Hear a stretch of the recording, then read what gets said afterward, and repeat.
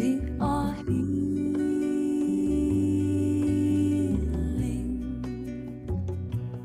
We are healing.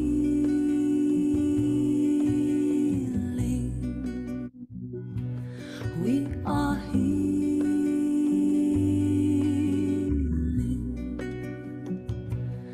We are healing.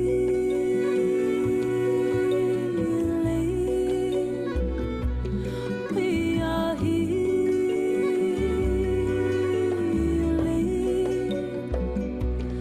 We are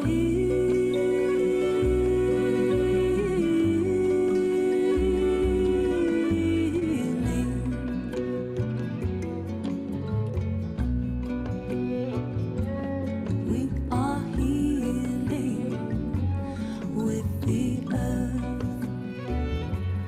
We are healing with the earth. We are healing with the earth. We are healing with the earth. We are healing with the earth. We are healing with the earth. We are healing with the earth.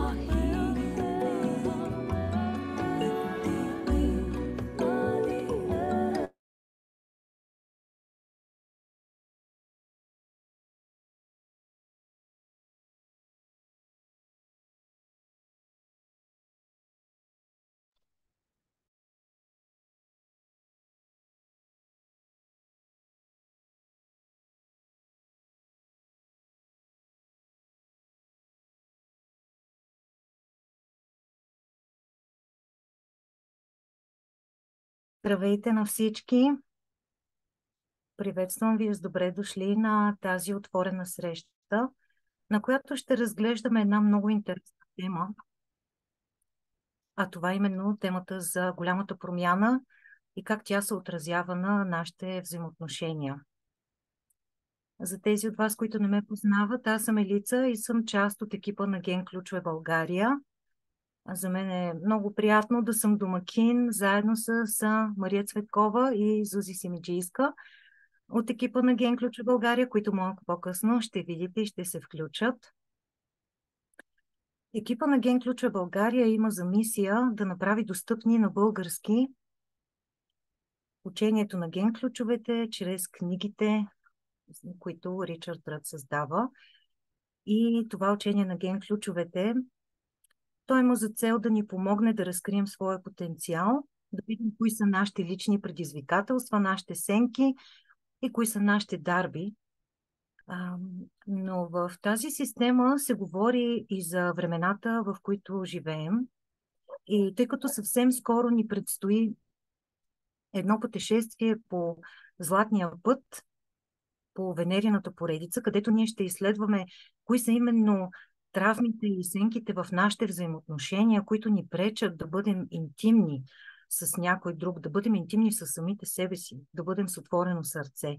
И тъй като на съвсем скоро ни предстои това пътешествие, ние решихме да направим тази среща, тъй като темата за голямата промяна, в която ние в момента се намираме, е изключително важна и до голяма степен тя е свързана с емоционалното озряване, емоционалното осъзнаване.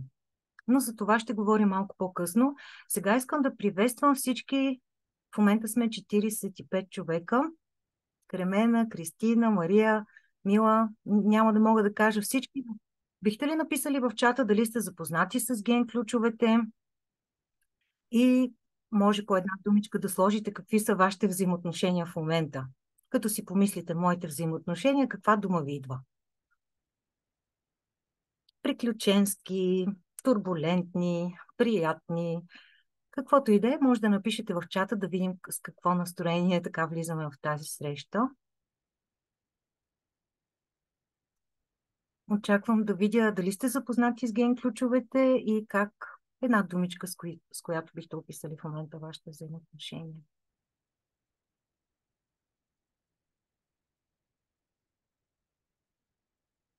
прекрасни взаимоотношения, смислени взаимоотношения,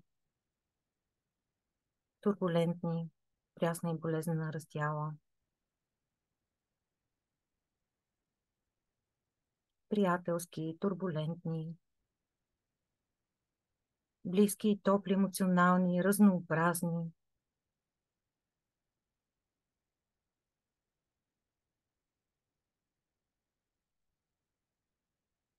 Запозната съм доста далеч с ген ключовете, търся къде да дам обичта си.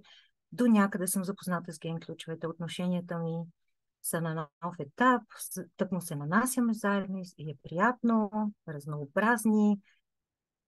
Запозната съм с активиращата поредица, минимални познания, дълбоки и споделени взаимоотношения, пречистващи и подхранващи. Добре, много ви благодаря, много ви благодаря.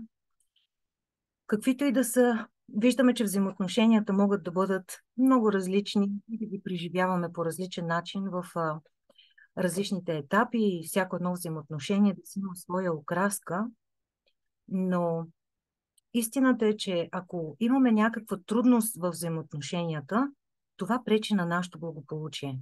Нали? Ако взаимоотношенията са ни изключително болезнени и турбулентни, някак си ни е доста по-трудно да се радваме на живота. Това винаги ни натъжава, дърпа ни назад, тъй като малко или много те са свързани с нашия емоционален свят и с нашето сърце.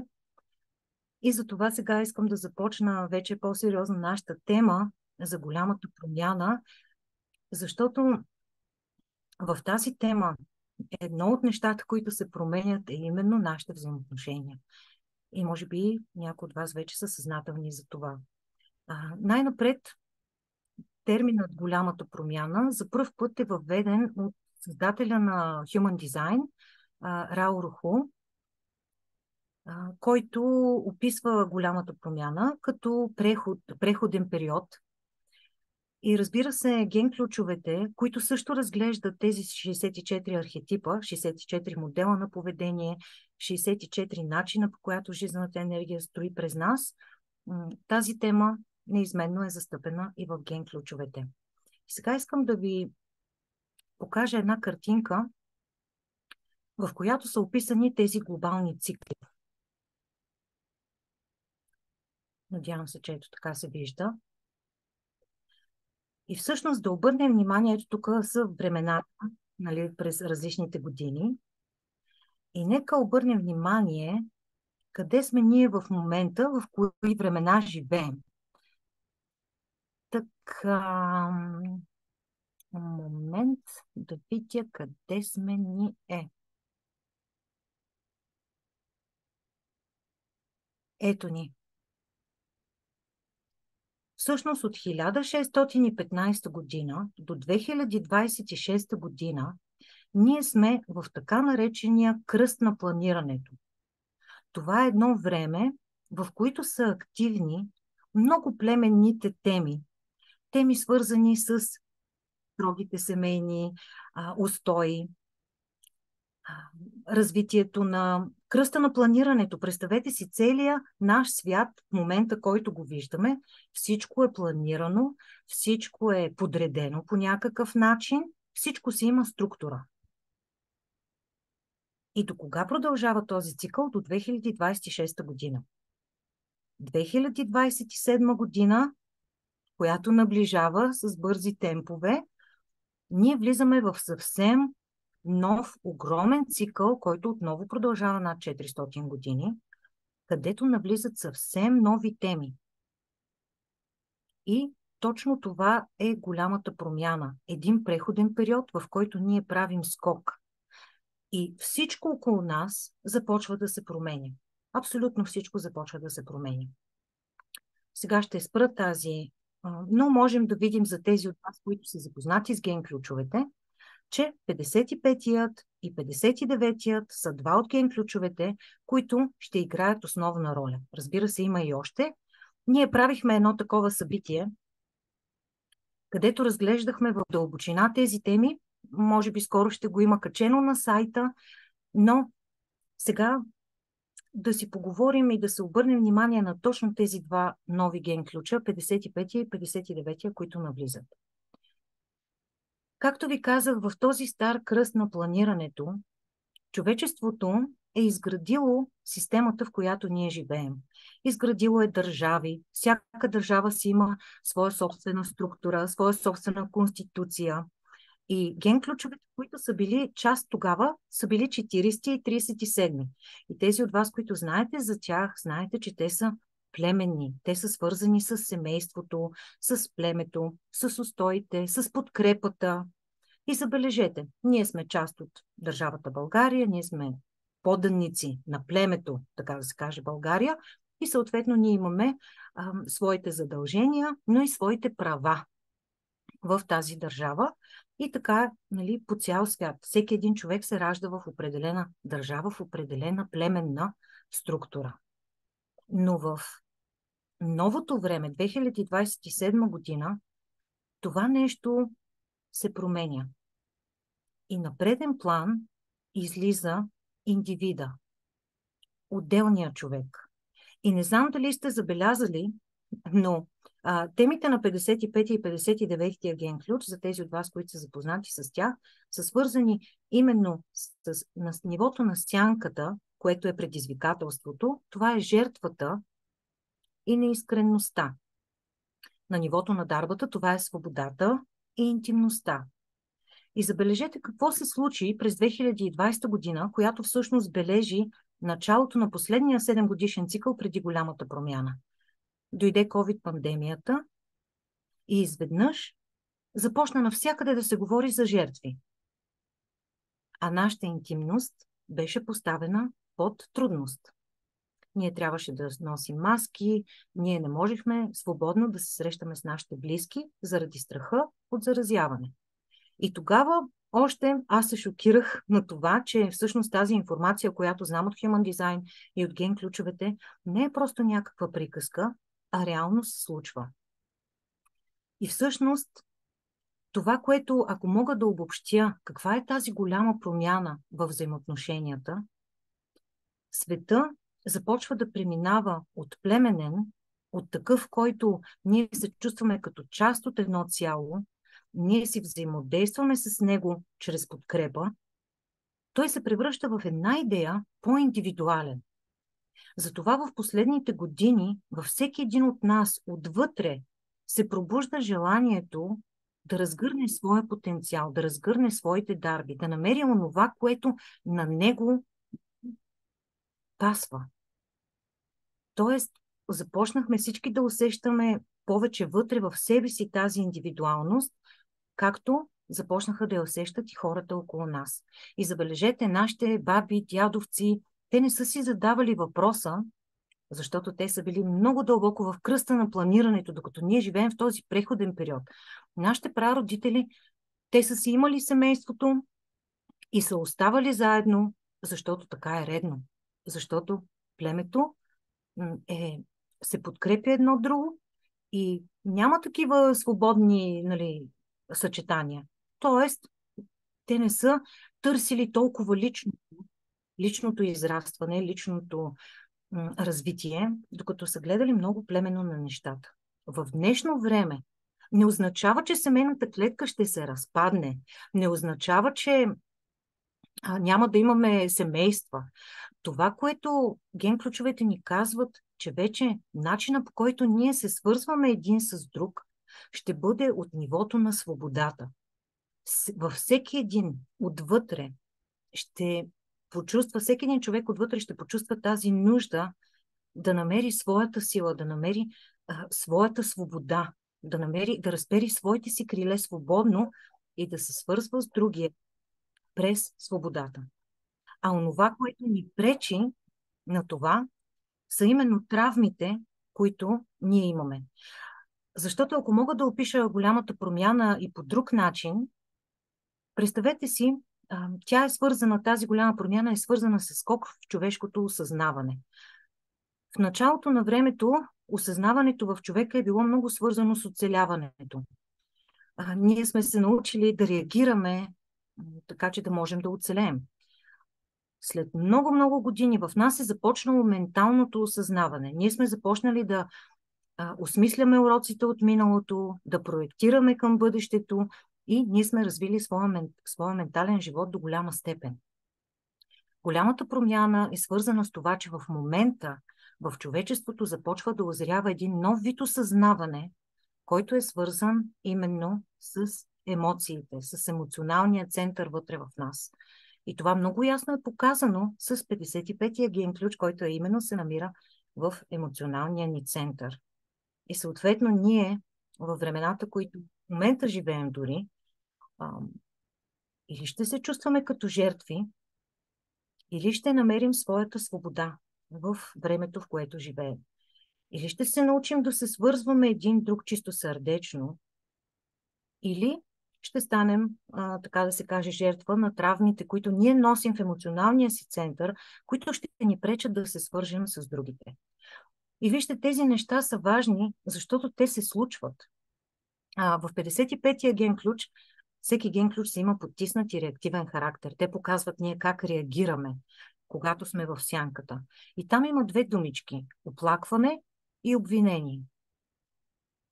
И всъщност винаги, когато ние сме в жертвата, ние сме в оплакване или обвинение.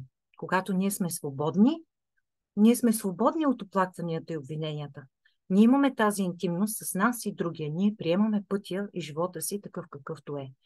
И всъщност забележете, от колко време вече, по която и да е тема, да кажем в онлайн пространството, когато има някакъв проблем, започват да се разиграват оплакванията и обвиненията. Или в нашия личен живот. Така че със сигурност е много ценно, че сте си подарили това време, че сте тук, защото се надявам, че тази информация ще ви даде една такава перспектива за времената, в които живеем, защото пред нас е тази дилема. Всеки иска да се чувства все по-силен индивидуално и едновременно с това желанието да се свържем, то си остава. И последно, искам да ви покажа, последно за моята част, разбира се, една картинка, която направихме точно в това събитие за голямата промяна.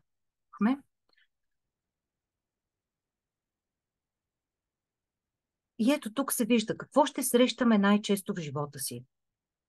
Започва темата за 55-я ген ключ, точно с жертвата и свободата. Момент да я направя така. Започва този ген ключ да работи много. Жертва, свобода, свобода. Ние преминаваме от този ген ключ към този. И физиологията е в слънчевия сплит, т.е. голямата промяна се случва отвътре. Затова в днешно време много от нас, всички наши емоции, всички наши травми идват на повърхността, за да бъдат излекувани, за да бъдат освободени. Виждаме, че центъра на Human Design е емоциите и че този ключ е индивидуален. И едно нещо, което мога да дам за насока за индивидуалните ген ключове, че силата можем да я намерим вътре в нас. Единствено вътре в нас ние ще търсим упованието. Както забелязахте, че когато беше по време на COVID, ние нямаше как да се ориентираме отвън.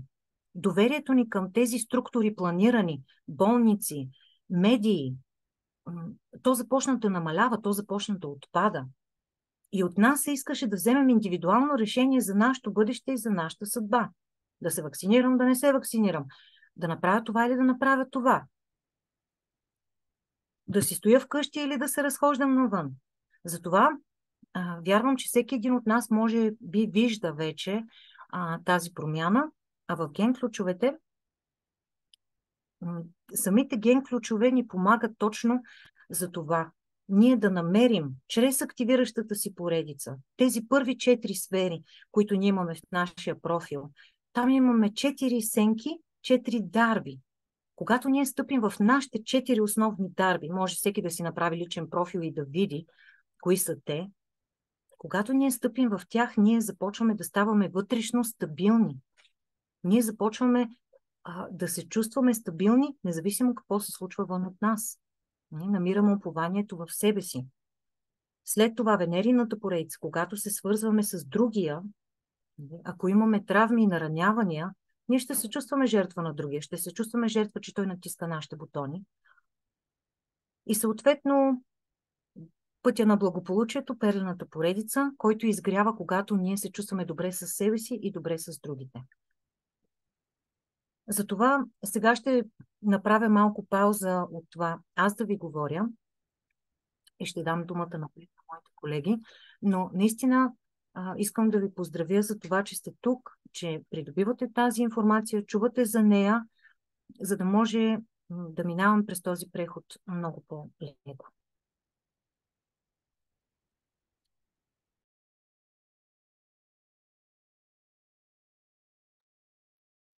Здравейте и от мен. Аз съм Зузи Симиджийска, ако не се познаваме вече, въпреки че тук вече виждам доста познати имена, които сме се виждали вече на други събития и така нататък. Така че прегръдки и целувки на всички, с които се познаваме и с които не се познаваме. Много искам да благодаря на Ели за хубавото представяне на времената, в които живеем, защото наистина, дори да знаем за тези неща или да не знаем, ние усещаме, че времената са малко по-различни. Ние усещаме промяната. И особено силно я усещаме в нашите взаимоотношения. Те се променят. И хубавото на това, че все повече от нас започваме да се занимаваме с вътрешна работа и с това да обръщаме внимание на своите модели на поведение, да обръщаме внимание на нещата, които ни задвижват подсъзнателно, бих могла да кажа, за да ги изкараме на повърхността. Ние, разбира се, ставаме все по-съзнателни и за динамиките в нашите взаимоотношения. Къде ще се закачим за някой чужд модел? Къде някой пък ще събуди някой наш модел, от който ние реагираме, къде съзнателно, къде подсъзнателно, къде по инерция, но факт е, че все повече започваме да виждаме ефекта на тези неща в нашия живот. И ставаме и някакси по-чувствителни за тези неща. За мен това време, в което живеем, всъщност е изключително интересно, макар че изглежда и доста турбулентно на моменти, но неговата цел до някакъв степен е точно за да изкара тези неща на повърхността и за да ни направи много по-искрени с нас самите. И като казвам думата искрени, имам предвид отворени. Или много хубаво введе 55-я ген ключ като един импулс за това индивидуалната личност да бъде все по-свободна във всяко едно отношение, в изразяването си, в начина си на живот, в следването на импулсите си и нещата, които сърцето ни води да правим. Но от другата страна пък има и програмен партньор.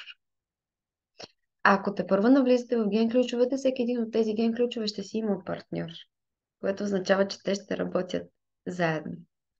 Те не са две противоположности, така да се каже. Напротив, те са перфектен тандем.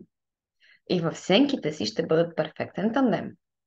Но те ще бъдат перфектен тандем и в дарбите си. Така че свободата на 55-я ген ключ, перфектният и тандем от другата страна, се нарича интимност. И това е да си свободен, да бъдеш себе си и по този начин да се свържеш с другия като себе си, а не да правиш компромиси и да се напасваш и да слагаш някаква маска и да не си ти и после човека да каже, ама какво стана от другата страна. Не знам за вас, но аз съм попадала в този капан. И колкото повече се осмелявам да бъда истинска и да разкривам все повече от истинското ми аз, дори пред мен самата, като се погледна в огледалото, толкова по-лесно пък и успявам да се свържа с другите. Но аз ще спра да ви говоря за тази тема сега, защото има някой, който с неговите думи е разказал за нея по един изключително красив начин. И специално за вас в това събитие Ели, която слушахте допреди малко, с нейния прекрасен глас успя да ми предаде думите на автора и създателя на ген ключовете точно за този важен ключ. За темата за интимността в нашия живот, една дилема, която понякога ни затваря за тази интимност, и каква е дарбата, която сме призовани да отключим. Затова сега искам да ви поканя да се отпуснете. Можете да затворите очи. Извинявам се, можете да затворите очи, да отворите уши и сърце и да допуснете тези думи вътре в себе си и да видите те какво ще събудят във вас за тази изключително важна тема и още по-важна дилема. Насладете се!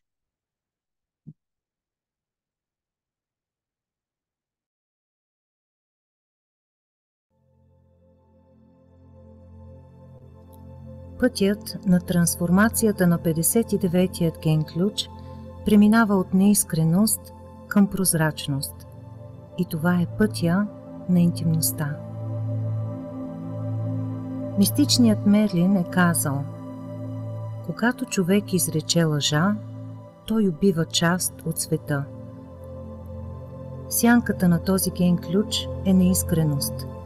Той засяга начините, по които се свързваме един с друг, което е и причината, поради която той е изцяло свързан с неискреност и интимност. И все пак неискренността започва отвътре в нас. Колко честни сме със себе си. Ние си казваме толкова много лъжи. Често оправдаваме лошото си поведение вътрешно, като проектираме вината върху другите. Тази сянка изисква от нас да направим едно дълбоко вътрешно пролетно почистване. И това не е приятен процес. Дилемата на тази сянка е свързана с травмите. Когато решим да пречистваме вътрешния си живот и започнем да се вглеждаме напълно откровено и дълбоко в своята суета и неискреност, започваме да разкриваме пластове и пластове от травми, складирани в клетките на нашето тяло. Повечето хора все още не са съзнателни за травмите, които носят, затова те все още търсят решения или някаква форма на бягство във външния си живот. Когато започнем да се обръщаме навътре, това е нещото, което откриваме. Свят, изпълнен с болка. Точно за това дилемата е травма, защото знаем, че трябва да отидем там, но не искаме. А откъде идва цялата тази травма? Тя е древна. Древните наричат травмите самскари, частици на раняване от предишни превъплъщения, които се предават по кръвните ни линии. Всеки човек носи нараняването на предците си в своята ДНК. ДНК е кодът на живота и затова тя съдържа всички спомени от предишните ни преживявания. Понякога дълбочината на травмата може да изглежда претоварваща и безмилостна, но ние трябва да продължаваме да се обръщаме навътре. Всеки път, когато се изправим лице в лице със себе си по този начин, като нежно насочваме осъзнаването си към болката, ние започваме да я трансформираме. Нашата неискреност е частта от нас, която не признава травмата си за своя. Тази неискреност е модел на избягване, който разиграваме като игра на криеница. Бягаме някъде навън в света или в някоя връзка, за да се опитаме да намерим облегчение, но травмата ни следва и винаги ни открива. Може и да сменим партньора, или да се преместим в друга държава, или пък да се окажем в моделна връзка, в която да прехвърляме вината върху другия. Понякога ние буквално ще направим всичко, само и само да не признаем собствената си травма за своя. Разбираемо е. Хора сме и не искаме да чувстваме тази болка. Понякога е много трудно да погледнеш себе си напълно откровено. Можем да използваме дори и духовното си знание, за да накараме някой да се почувства зле или за да го обвиним. Всичко, абсолютно всичко в нас, което има в себе си негативизъм, е част от нашата неискреност. Ако можехме да признаем за свой източника на своята проекция, нямаше да изпитваме нужда да проектираме нищо негативно върху никого. Щяхме да гледаме през чисти очи, с прозрачност. Кармата се разпространява от само себе си. Ние се оплитаме във връзките си отново и отново. Има ли нещо, в която и да е от вашите връзки, което не приемате?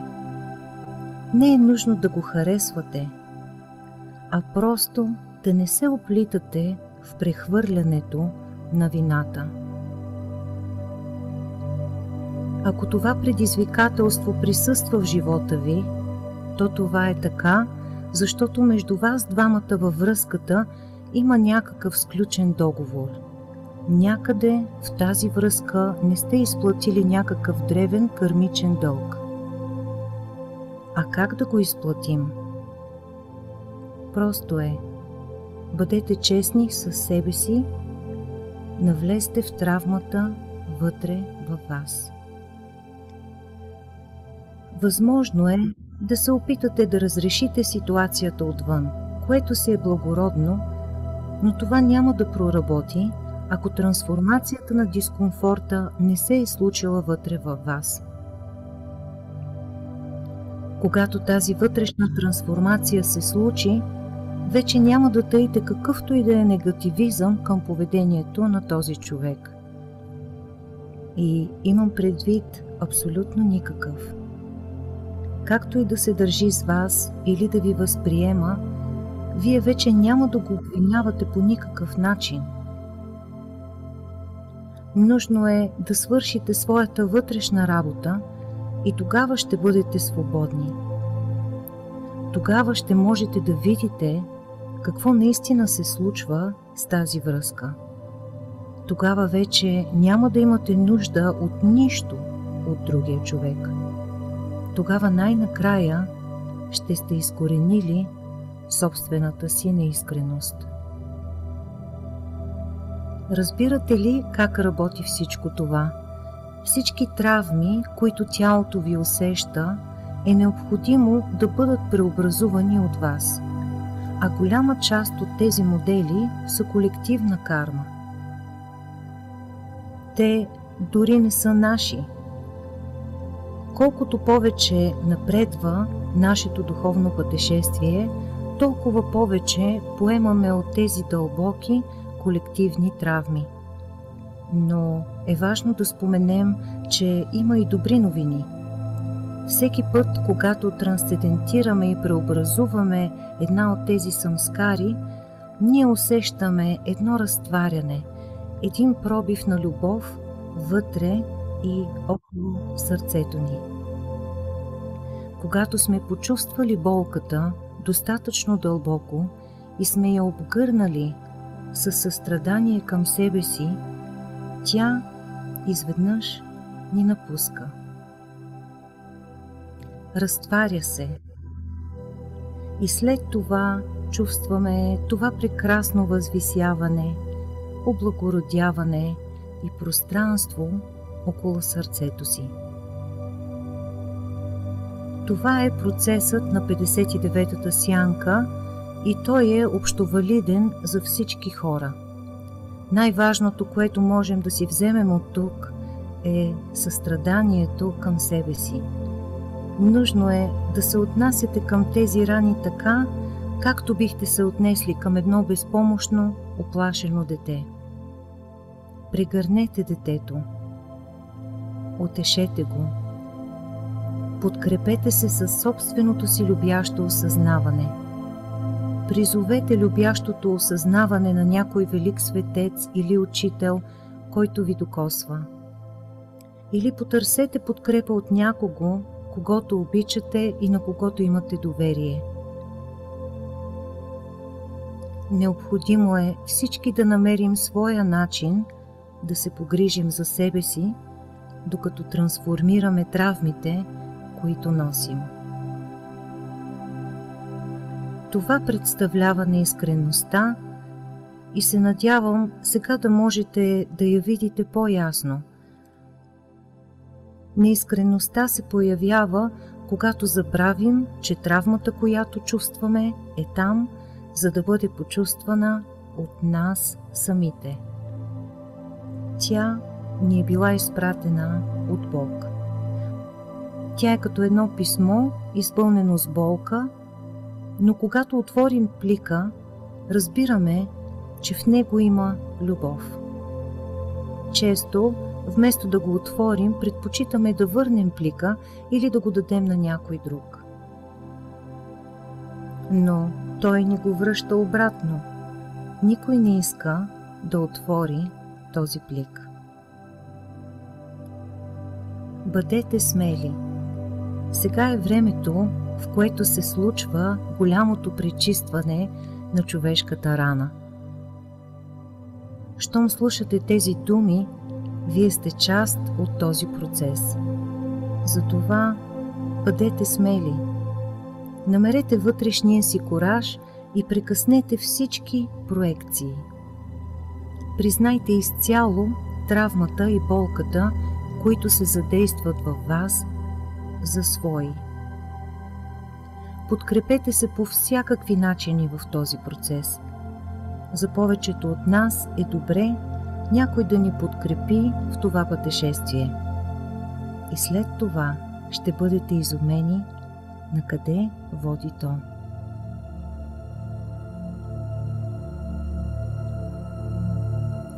Петдесет и деветата дарба. Интимност. В епохата, в която се намираме в момента, че даже и в това десетилетие, 59-тият ген ключ мутира. Той си партнира с 55-тия ген ключ, с който ви препоръчвам да се запознаете, тъй като той описва времената, в които живеем. 55-тият ген ключ разказва за голямата промяна. Преходният период, в който живеем в момента, в който човечеството преминава през една дълбока и голяма генетична промяна. 59-тият ген ключ си има своята роля в този процес. Той буквално ни разкъсва отвътре. Разголва ни, разтърсва ни, разтваря ни, за да можем да се превърнем в един празен съд за новото, за един нов начин на функциониране, за един нов тип човек. 59-та дарба ни учи за истинското значение на интимността. Това, което в момента възприемаме като интимност, въобще не може да се сравни с онова, което предстои. В бъдеще ще можем да споделяме осъзнаването си един с друг. Можете ли да си го представите? Най-близкото до това е чувството да сме влюбени, когато изцяло отдаваме сърцето си на някой друг и усещането е, че сякаш сме едно с него. Дори и когато сме далече от този човек, ние пак го усещаме. Но това, което предстои, ще бъде много по-силно. Знам, че звучи като приказка, но това е посланието, и смисъла на ученията в този ген ключ. Да ни подготви за тази промяна и точно за това ви споделям тези неща.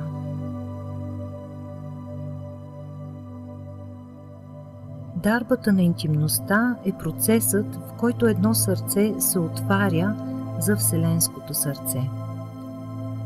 В момента всички взаимоотношения на нашата планета са като пречиствателни станции за колективната карма, която разгледахме в сянката.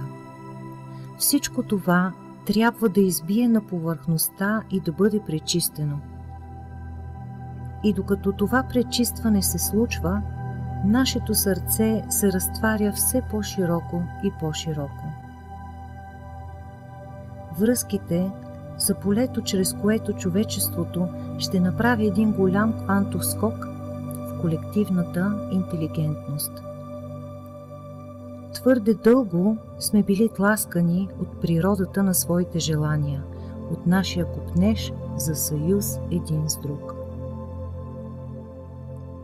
Този ген ключ е част от пръстена на съюза, който е свързан с романтичния копнеж да се слеем с някой друг в любов.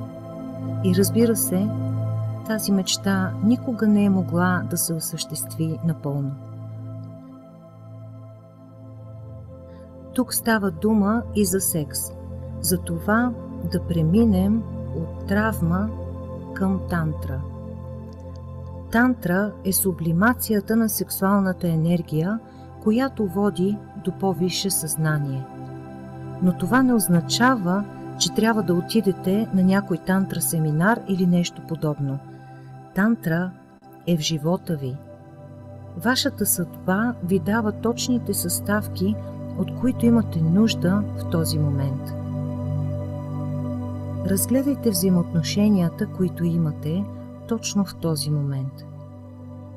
Те са точно това, от което имате нужда. Има ли някаква остатъчна, нетрансформирана енергия някъде в тях? Към това място трябва да насочите своята работа. По ирония, интимността всъщност е едно много вътрешно преживяване. Когато станем интимни със собственото си сърце, тогава можем да бъдем честни и с нечие друго сърце. Тук е нужно да бъдем много внимателни, защото честността трябва да бъде балансирана с добрина и учтивост. Интимността е смесица между искреност и доброта. Не е нужно да изливаме цялото си страдание върху хората, които обичаме. Понякога това идва в повече. Не е нужно също и да споделяме всичко през цялото време. Понякога сърцето ни трябва да прецени колко точно да сподели. Толкова голяма част от нашата трансформация се случва в тихата химия на самата връзка. Това е тантра. Нужно е да трансформираме вътрешно всяко парченце травма, което се активира и задейства в нас. Това не означава, че не можем да говорим за травмата.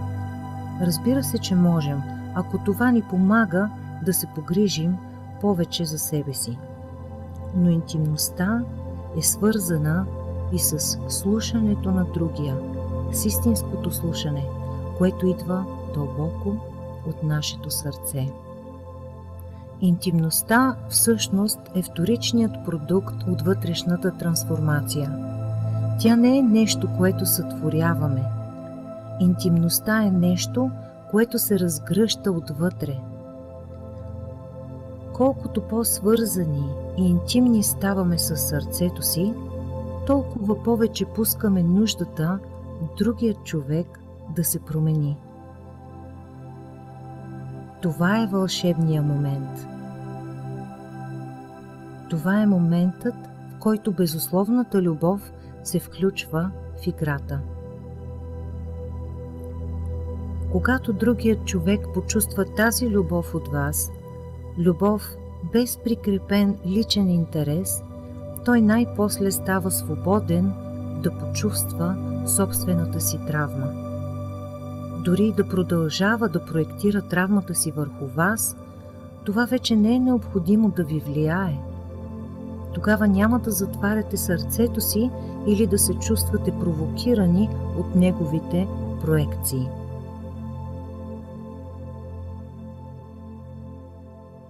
Едва тогава истинското излекуване може да започне. Това е нашата вътрешна работа с интимността.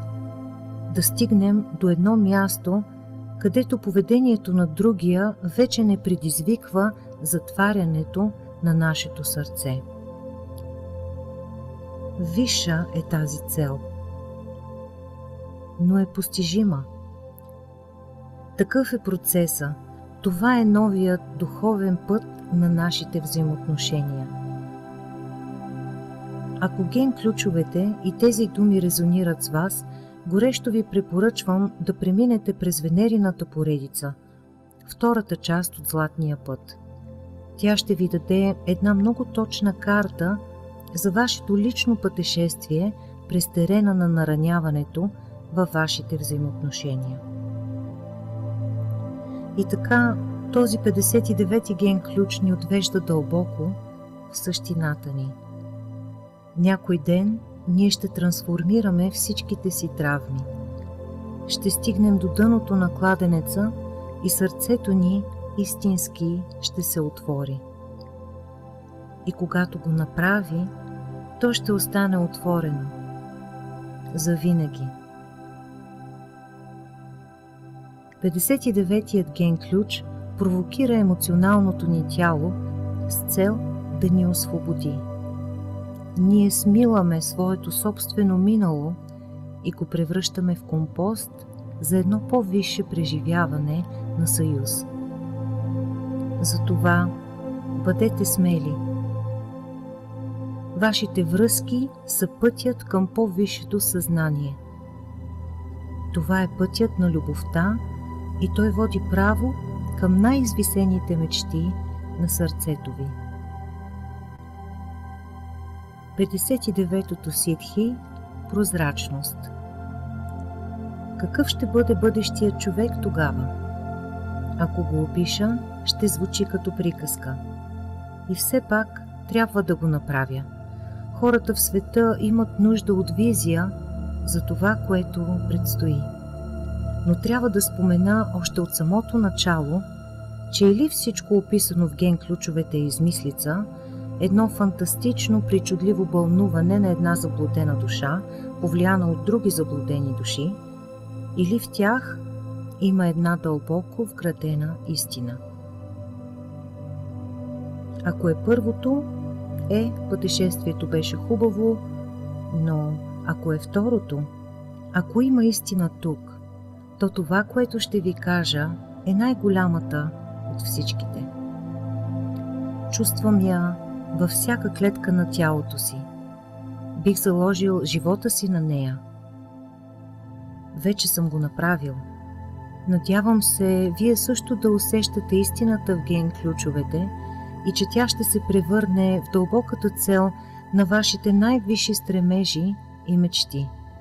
Надявам се, че независимо от това колко травма ще се появява в света в годините напред, тази визия ще ви държи на пътя. Всички потоци и реки от цялото страдание водят до този голям океан, до тази визия. 59-тото ситхи е свързано с свещения съюз. То е мечтата за истинската любов, за висшата романтика. През 21 век ще видим как тази мечта се сбъдва в света. Няма да е навсякъде. В началото ще се появява като ранните пролетни цветя, като пъпките, които пробиват леда и снега на миналото.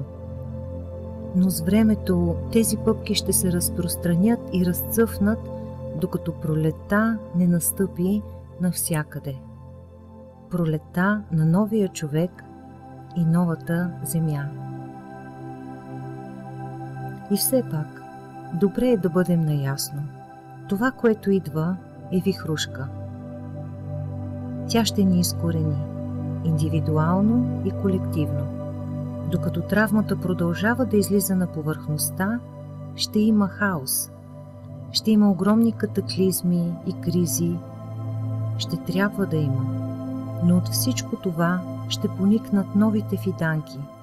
Ще има нови деца, които ще носят мутацията в своята ДНК. Вижте, страхът е само една гранична мембрана. Необходимо е да преминем през нея, за да достигнем до следващото ниво на съществуване. Сублимацията на астралното тяло на човечеството изисква постепенния разпад на сексуалния порив у хората. Затова и популацията ще намалее драстично.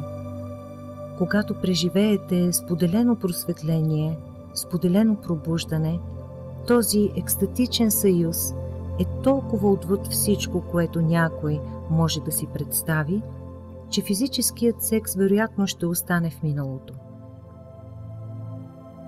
Представете си как две звезди правят любов. Тяхното любене няма край.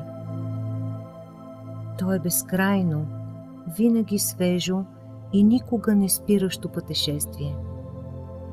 Човек никога няма да може да бъде отделен от онзи, когото обича. Дори и физическата смърт ще бъде преодоляна в тази следваща фаза от нашата еволюция.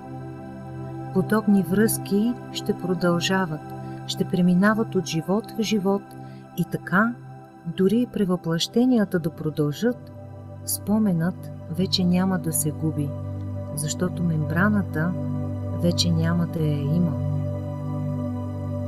Страхът от смъртта ще е изчезнал. Любовта ще го е изпарила. А на едно още по-глобално ниво, една огромна индивидуалност вече започва да се сформира, която вижда отвъд самите превъплъщения. Тя е част от една много по-голяма времева линия, която си спомня всичко, което е било преди.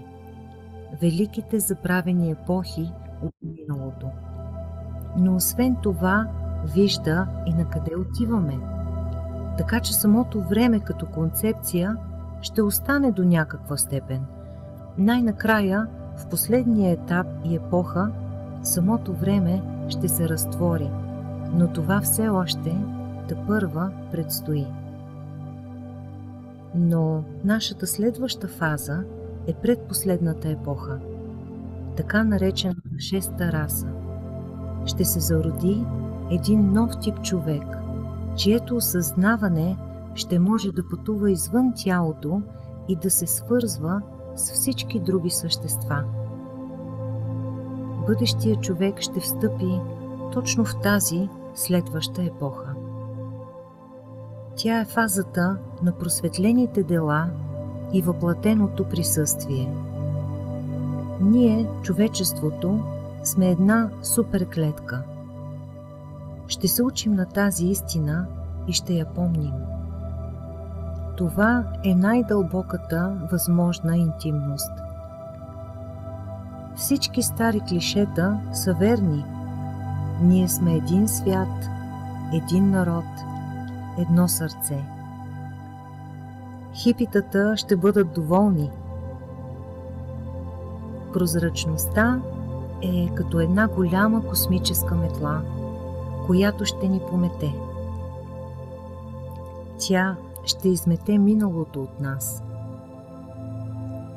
Когато осъзнаем своята по-висша природа, ще има периодични приливи и вълни от пробуждане, които ще преминават през цялото.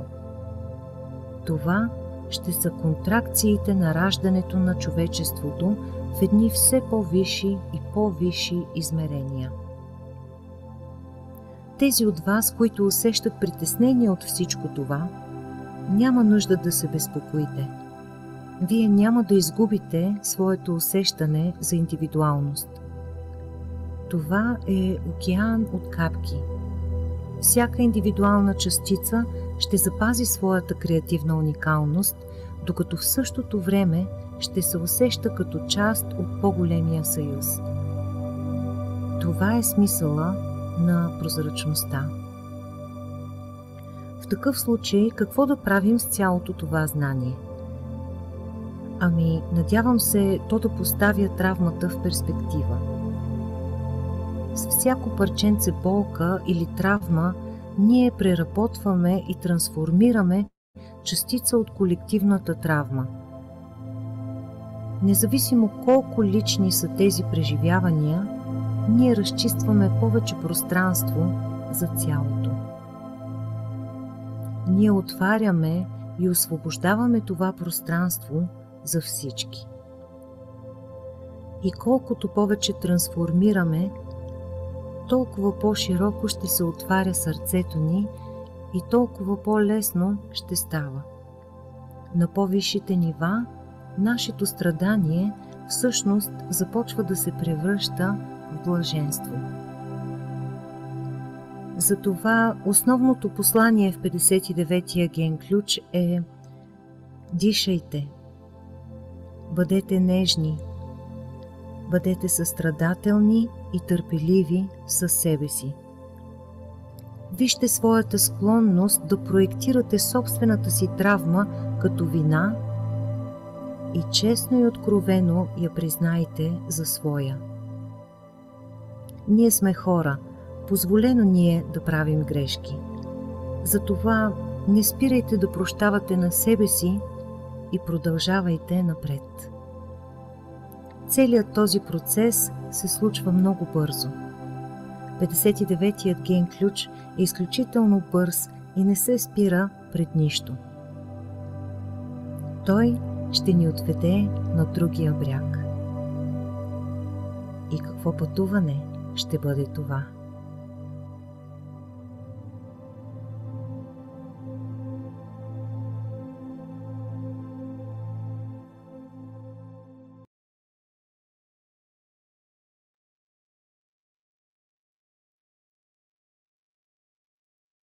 Здравейте и от мен.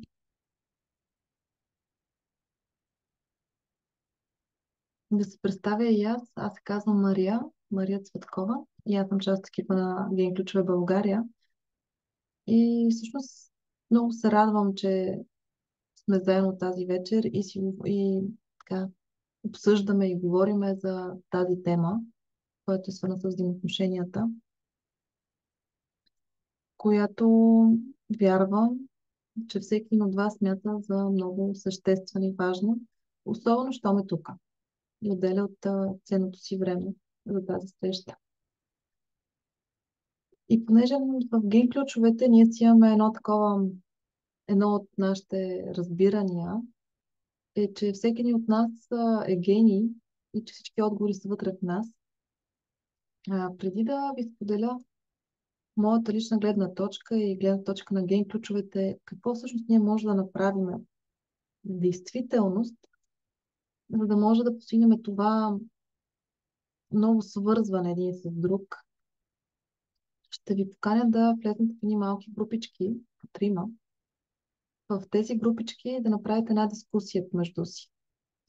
И в тази дискусия да обсъдите какво може да направите дори веднага след като излезете от тази среща, вашите взаимоотношения, за да направите една малка крачка към този нов тип свързване и тази по-дълбока интимност. И какви точно идеи ви дойдоха, след като чухте думите на Ричард, който представя 59-та дилема. И каквото, как той описва като пътя към интимността. И аз ви насочвам така, опитайте да бъдете много конкретни в това, което си обсъждате. Нека всеки сподели той как вижда, какво си мисли, че може да направи, понеже по този начин може да даде идеи на другите хора. Някой, който не иска да говори, може да каже, че не иска да участва в групичките и да напише в чата И ние ще направим специална група, в която ще сложим хората, които не могат да участват, може след това да се върнат, нали, в общото пространство и да продължим срещата. А пък някой, ако иска, може да е в групичка и да слуша само какво другите двама човека си говорят, ако другите са съгласни, естествено. Тези групички ще бъдат по трима човека и ще бъдат 10 минути. Така че ще имате едно малко време, в което направите една бърза дискусия и съм сигурна, че ще ви дадат много интересни идеи, свързани с това как наистина може да имаме тази интимност в нашите взаимоотношения. Дали имате въпроси? Добре, изчакваме само Зуши да направи стайчките. Аз искам да кажа само едно изречение, да насърча всички. Притеснително е да сме в група с някакви други хора и да споделяме себе си. Наистина в нас може да имаме много притеснения, страхове, несигурности, но новото време изисква от нас да застанем вътре в себе си и да можем да споделяме себе си. Ще бъде малко време, съветвам, ако някой така усеща, предизвикайте се. Ще усетите една голяма свобода на това, че сме се свързали с някой друг чисто сърдечно. Така че, ако тези от вас, които се притесняват, може да останете в групичка на тишина, а останалите, бъдете искрени, бъдете себе си. Ще почувствате свободата на това и красотата на това. Ели, благодаря ти с нали, това изказване, понеже ние си говориме за тази тема, но е хубаво наистина да я практикуваме. Само с слушане а, по-трудно ще се придвижиме напред. Така че, наистина, предизвиквайте се, бъдете сигурни, че всички хора, които са тук, влезали в тази среща, в това пространство, са добронамерени и те също искат, нали, да се развият в тази посока. Така че, позволете си да направите това предизвикателство за вас. Колкото можете. Може да е съвсем малко. Не е нужно да споделяте нещо много лично за себе си, колкото може да си позволите, но направете тази малка крачка. Значи въпросът е какво мога да направя в моите взаимоотношения, за да имам тази свързаност, за която се говореше, нали, в медитацията, която чухме. За да може да, наистина да бъдем истински интимни с нашите партньори. И тук не става въпрос партньори, само интимни партньори, става въпрос за нашите приятели, родители, деца, колеги. Нали, става въпрос за всички видове взаимоотношения, не само между интимни партньори. Може също, Мими, ако позволиш да предложа, може да говорите и за кое ми пречи да съм истински свързан, кои бутони ми се натискат, кое ми е трудно да преодолея, нали, което наистина, тъй като в ген ключовете ние се учим да съзерцаваме, да наблюдаваме, и това е едно безопасно в пространство, в което вие може да изследвате този въпрос. И както каза Мими, какво мога да направя по-различно, нали, от обикновения модел. Добре, Зузи мисля, че е готова, така че сега ще пожелаем приятна дискусия и ще се видим след 10 години, след 10 минути в общото пространство. Пак ще се срещнем и след 10 години. Надяваме се и след 10 минути Евентуално. да се срещнем. След 10 години да видим какво ще бъде тогава.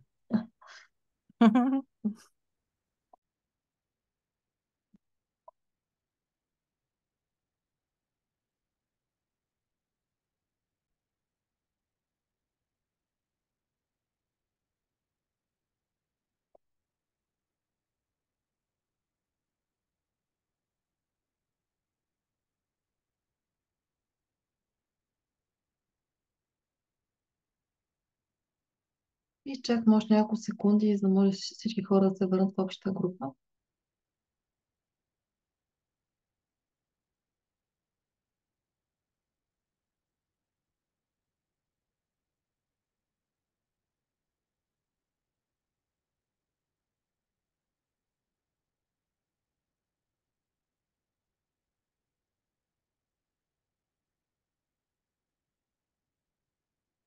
Добре, добре дошли отново. Много се радвам след като се върнете от групички, защото почте с включени камери. Може да видим поне за малко лицата ви, преди да ги изключите. Така че много, много се радвам така да ви видя, като се връщате от стаечките. Сега да ви поканя, вече като малко се поразговорихте помежду си, напишете ми с една дума как се чувствате след този разговор, който направихте. Кратък разговор, може би с напълно непознати хора, може би по-искрени, такива отворени. С една-две думи. Как се чувствате за тези 10 минутки? Свързано, озарена, изподелена, чудесно. Другите? Отговор.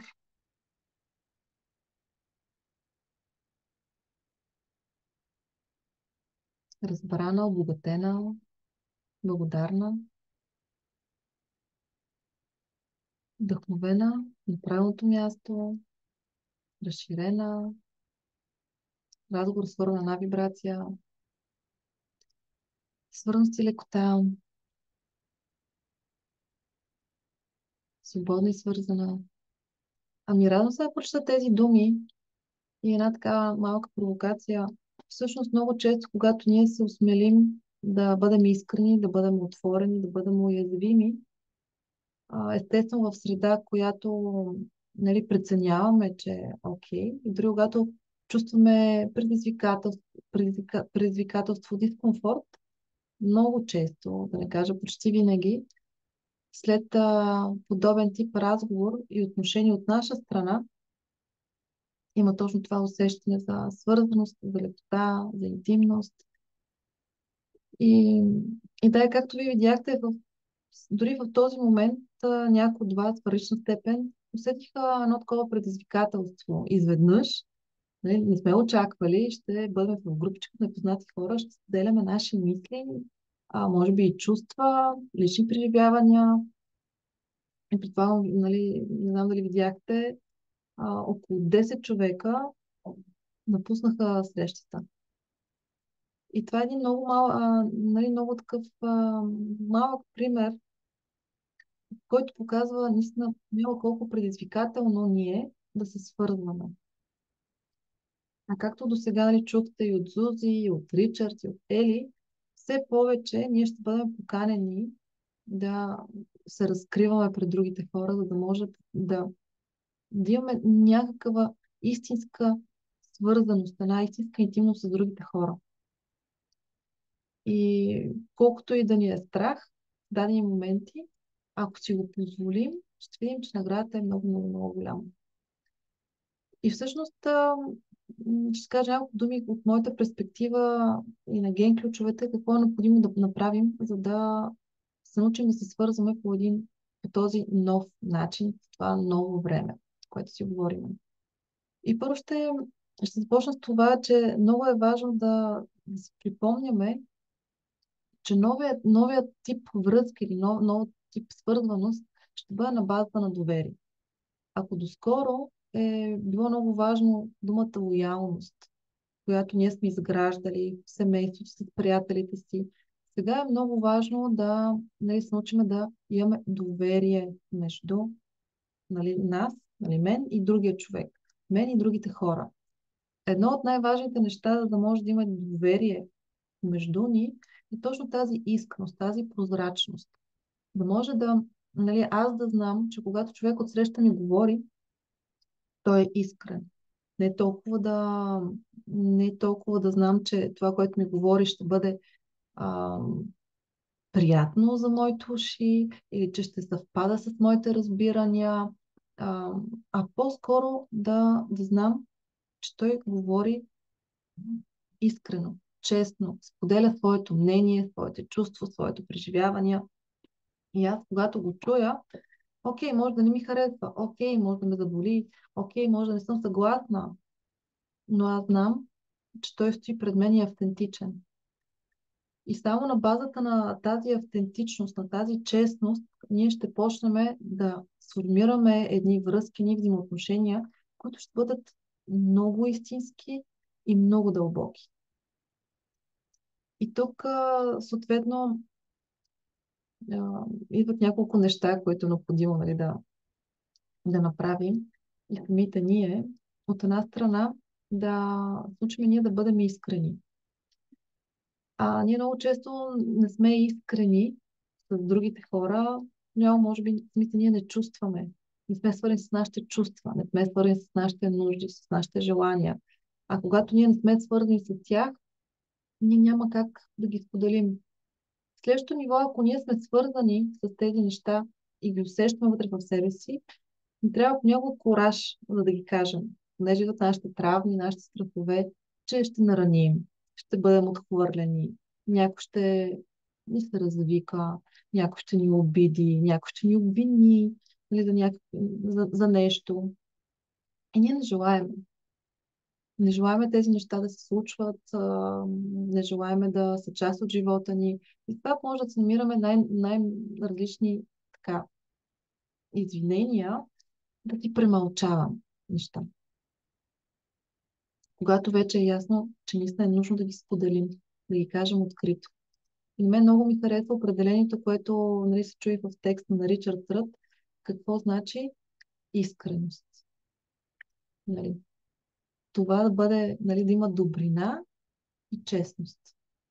Тоест, не става въпрос ние просто да си казваме това, което ни е отвътре, това, което си мислим, това, което ни идва на момента, просто защото ни е дошло, а да имаме осъзнаването какво точно това е необходимо да кажем, кога да го кажем и как да го кажем. В едни взаимоотношения, едни зряли взаимоотношения, винаги е хубаво да имаме предвид как се чувства другия човек. Ние не знаем той как ще се почувства, но да го имаме като съзнателно намерение да наблюдаваме, да усещаме нашите думи или поведение, как се отразява и на него. Това е второто. Да имаме коража, нали, да изразим себе си по един адекватен начин. И третото нещо е, когато ние, нали, сме получателите на дадена искреност от друг човек и ние получиме, нали, ние се почувстваме наранени от нещо, което той е казал, направил или не иска да направи заедно с нас, за нас, да може да поеме тази отговорност за нашите чувства и за нашите емоции. И когато поемем отговорност за тези чувства и за нашите емоции, да разберем, че другия е свободен. Свободен да избере дали да бъде с нас, дали да направи това действие с нас или за нас, дали да каже това, има свободата да мисли по различен начин. Тоест, да може заедно да си кажем, окей, не ми е приятно, не бих искала да е така, бих искала да е нещо друго, това ме кара да се чувствам зле, тъжна, гневна и там всяка друга емоция, която може да е провокирана. Но все едно тези емоции са мои. И аз разбирам, че ти имаш свободата да направиш своя избор.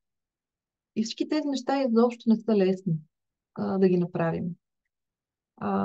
Но колкото повече ги чуваме, толкова повече свикваме с тази идея, с този начин на мислене, малко по малко ние ще успяваме да ги практикуваме все повече в живота си.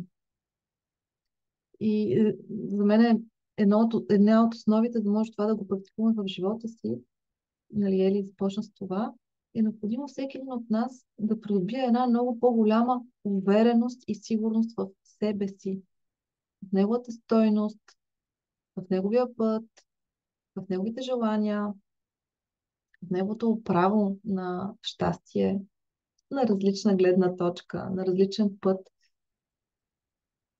Дори да си даде правото да си променя гледната точка, да си променя решенията, да променя пътя си. И всичко това, когато той, нали, самите ние си дадем това право, и имаме тази по-голяма свързаност с нас самите, бихме могли да бъдем много по-искрени. Първо със себе си и след това всички останали. И да имаме коража да следваме тази наша автентичност. И много ми се иска да кажа една сентенция, която знам, че е от Ошо. Не знам дали я цитирам, нали, буквално, но аз когато я чух, много силно ми повлия и смятам, че е много важна. е разбирането, че нашата автентичност не означава, че това е истина. Тоест, автентичността не е равна на истина. Но когато ние си позволим да бъдем автентични, т.е. да покажем нашето сегашно искрено чувство, мисъл, намерение, тогава ние се доближаваме до истината. Защото дори в момента, като ако моята автентична реакция, да кажем, е на тъга или на несъгласие, когато аз я изразя, както казах, по възможно най-адекватния начин, няма не става, но ние се стремим да го правим по адекватен начин, тогава имаме възможност, ние показваме какво е вътре в нас много искрено, много уязвимо. И тогава човека или хората около нас, свързани с тази ситуация, могат да ни върнат обратна връзка. Могат да ни кажат нещо, което ние не сме знаели. Може да ни покажат гледна точка, която ние не сме видели. И с това искрено взаимодействие един с друг, ние в крайна сметка ще стигнем до истината. До общата истина между двама човека, които са преживяли дадено събитие. И понеже ние всички имаме така път да вървим в нашето разгадаване, кои сме ние, какво точно е вътре в нас, кои са точно нашите желания, понякога наистина имаме нужда от насока. Ще използвам думата карта. За да може да видим в нашите взаимоотношения, особено когато те са по-предизвикателни, турбулентни, а пък всяко едно взаимоотношение, което е достатъчно дълго, минава през такива етапи, моменти, периоди, нали, зависи от връзката. Като стигнем до такъв период и етап в нашите взаимоотношения, където почне да има повече проекции, наранявания, болка, реакция, обвинения, мрънкания, независимо дали от наша страна или страната на някой друг, понякога наистина имаме нужда от една насока да разберем каква всъщност е моята проекция, каква всъщност е моята рана, коя всъщност е моята болка и коя е на другия. И колкото повече ние ставаме наясно коя е моята лична болка, кое е моето лично нараняване. И започвам много добре да разбирам какви неща в света, нали, в даденото взаимодействие ги провокират тези наранявания, толкова по-съзнателна, нали, мога да бъда в взаимоотношението с другия човек, да кажа, в този спор или в тази ситуация отново се активира моята рана за отхвърлянето. Защото знам, че когато човек каже тази дума или замълчи по този начин, веднага натиска един вътрешен бутон в мен, където тази травма на отхвърлянето се появява. И когато аз знам по този начин моите вътрешни наранявания, почвам да си казвам, окей, това си е мое. Той просто стартира процес, или тя просто стартира процес в мен, който буди тази рана. И аз явно имам нужда още малко работа с тази рана. В други ситуации, когато нали, той реагира или тя реагира по бурен начин и ние пак познаваме нали, себе си, може да проверим, чак аз бях искрен, аз бях честен, аз знам, че бях нали, как да кажа, адекватна в ситуацията, окей, значи в него се активира негова рана. Мога ли, следващия въпрос, мога ли в тази ситуация аз да остана спокойна и да дам пространство на неговото нараняване, на нейното нараняване, за да може той нали, да премине през тази болка, без аз да се затварям, без аз да се обиждам, без аз да го натискам, да я натискам, да разбере в този момент, да види как стоят нещата, просто да държа нали, едно отворено и меко отношение към човека, докато нали, той си преживява неговата травма.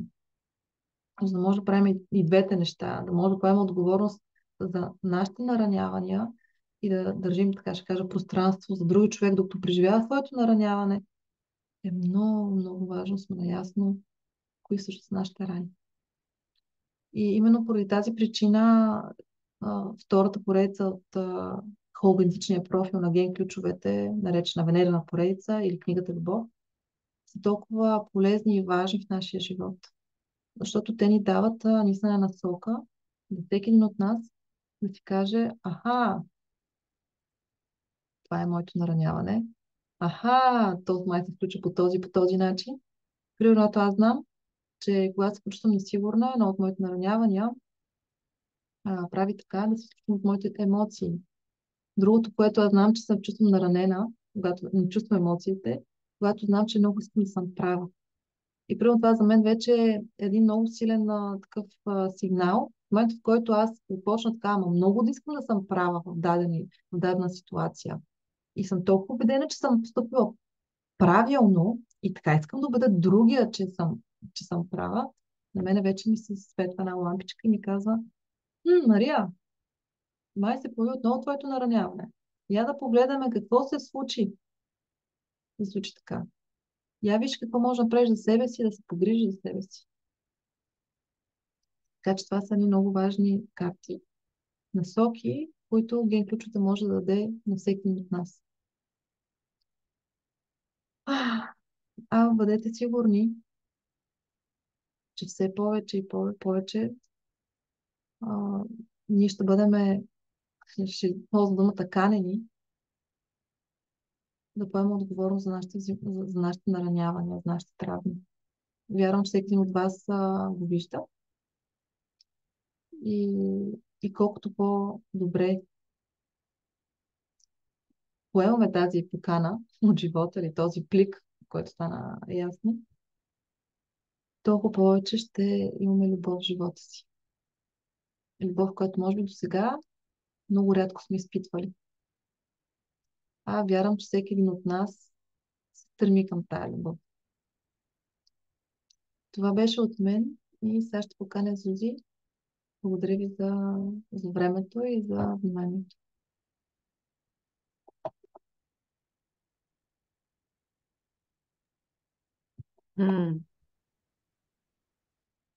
Много благодаря на Мими, че сподели всички тези неща.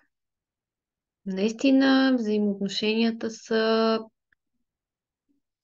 така смело можем да си кажем, едни 80% от нашето ежедневие, ако не и повече. Можете това да си го поставите като задачка за утрешния ден, да наблюдавате каква част от вашия ден са свързани с взаимоотношения. От най-голямото до най-малкото. Откакто си отворите очите, до когато дойде времето да ги затворите и да поставите глава на възглавницата. И тъй като те са толкова съществена част от нашия живот, тези предизвикателства, които имаме в тях, стабилно си определят нашето ежедневие и начина, по който ние се чувстваме. И нивата на стрес, и нивата на недоволство, обаче пък от друга страна и щастието, и радостта, и забавлението, и всичко останало. Винаги монетата има две страни. Никога не е само една. И точно по този повод сега на мен се пада честта да ви поканя на следващото пътешествие. Венерината поредица. Мила беше написала в чата, Венерината поредица наистина е толкова ценна. Наистина е толкова ценна. Значи, представете си как с тази Венерина поредица вие имате карта, с която все едно на всяка стъпка отваряте врата за една от вашите защити. Един от вашите механизми, с който някой ви натиска бутончето и скок директно в защита. Дали ще се скриеме, дали ще нападнем, дали ще избягаме. Всеки от нас има различни защитни механизми. Но въпросът е, че с тези защитни механизми ние буквално понякога се пазим от живота. Понякога се пазим от възможностите, понякога се пазим от любовта в нашия живот, понякога затваряме врати към близките хора в нашия живот и това боли. И пак тук искам да споделя едно мое виждане, което и Ричард споменава доста често. Няма вина. Няма вина в другия защото ние трябва да поемем отговорност за своята реакция. Няма вина в нас, защото до голяма степен ние се раждаме с това нараняване, с тази травма изначално, която седи в корена на всичко и с нея ние сме поканени да я преобразуваме. Затова и живота ни праща идентични ситуации, идентични хора, които ще задействат тази рана. Отхвърляне, вина, срам, отричане, потискане, изолация, каквато и да е нашата рана. Но от това осъзнаване, събитията в живота ми или моите постъпки или моите а, грешки, в кавички, не са причината за тази рана, може да бъде изключително освобождаващо. Защото в този момент ние насочваме фокуса не към това да обвиняваме себе си колко сме зле, разбираш, за да я имаме, а към това да се погрижим за нея и да я излекуваме. И колкото повече милосърдие и грижа и разбиране и искреност имаме към това наше нараняване и към тези наши уязвимости, толкова по-малко ние започваме да се съдим за тях. А колкото по-малко започваме ние да се съдим за тях, толкова по-малко ще съдим и другите за техните наранявания. А това, което ще се случи, е, че когато ние не ги съдим за техните наранявания и техните реакции, ние няма да се закачаме за тях. И така взаимоотношенията всъщност стават много по-леки и много по-любящи. И затова Ричард казва, че ключа към всяко едно взаимоотношение е дори един човек да промени своето отношение. Така че за мен пътят през венерината поредица, всяка една стъпка през тези защити, ние да разберем каква защита имаме в момента, в който привлечем някой или нещо в живота си и да видим дали ще се отдръпна или дали ще направя крачка напред. Ние да разберем как ума ни реагира на това. Дали ще се отдръпне или дали ще направи крачка напред. Ние да разберем как емоциите ни реагират на това, как реагираме емоционално и защитно, или как пък емоцията ни се отваря, за да ни покаже да почувстваме и да разберем. Ние да разберем кога сърцето ни казва уу, искам напред. Или кога ние го затваряме, о, ти си толкова ранимо, разбираш как, аз ще те пусна, ти да чувстваш някакви неща. Ние да разберем тази рана в основата, как понякога ни движи толкова подсъзнателно този страх. О, появява се прекрасен човек в живота ми. О, той може да бъде нещо много красиво. Леле, ти колко пъти си била наранявана. Няма да влизаш така отворено. Не. Задръжки, чудеса, предпазливост. Всяко едно от тези неща просто ни показва защита дигане, но и как можем да я спуснем и като я спуснем, какво ще има от другата страна. И курса Пътя на сърцето, курса през венерината поредица, всъщност ни подпомага ние да преминем през този процес леко, в темпо. Понякога, когато сме самички, се разсейваме, така нататък. Така поне има някой, който да държи фокуса. И най-важното, в група с подкрепа. И аз съм изключително щастлива да обявя, че на вас, от името на целия ни екип, че Пътят на сърцето, груповото преминаване ще стартира за втори път, сега на 21 октомври. И това е един изключително близък до сърцето ми проект. Той е много трансформиращ. Наистина можеш да усетиш вътре как цялата група те подкрепя и също време да се отпуснеш, за да преживееш собствените си процеси, но и да попиеш от мъдростта и на други опит. На хора като теб, които също преминават през подобни неща, но може би по малко по-различен начин. С цялото ми сърце ви каня на този курс. Той е достатъчно дълъг, за да не се почувстваме претоварени от всичките тези процеси, но и достатъчно ценен, за да държи фокуса ни върху важните неща.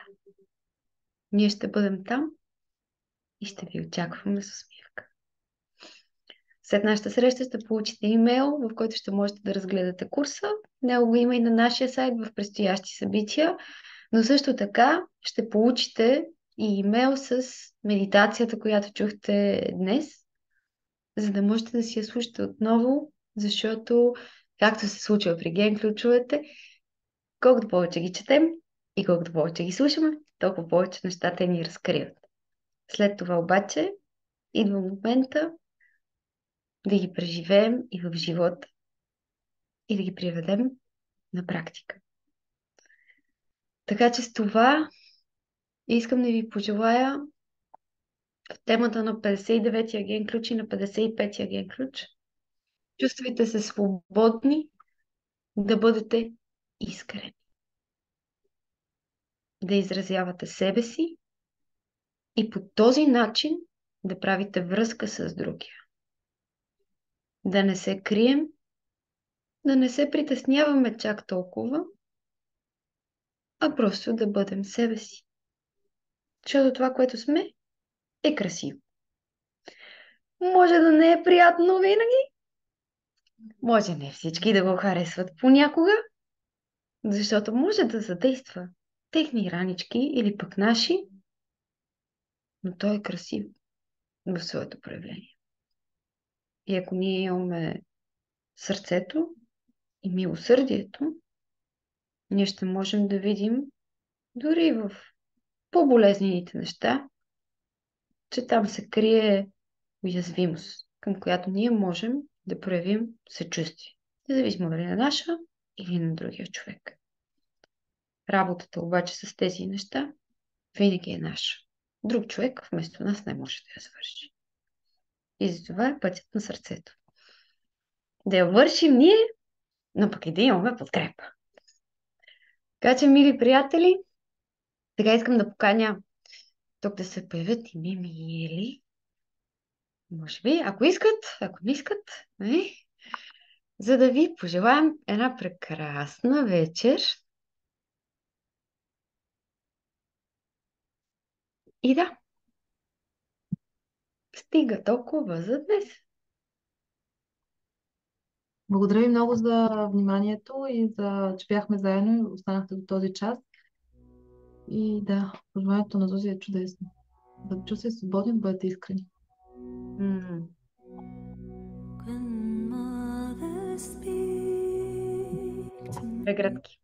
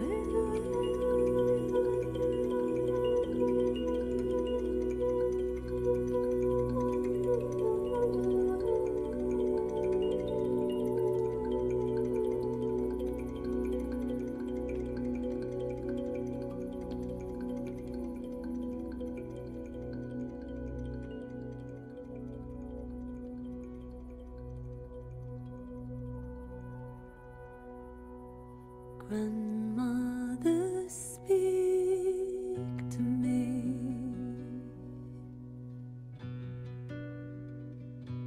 I am the earth and the earth is singing.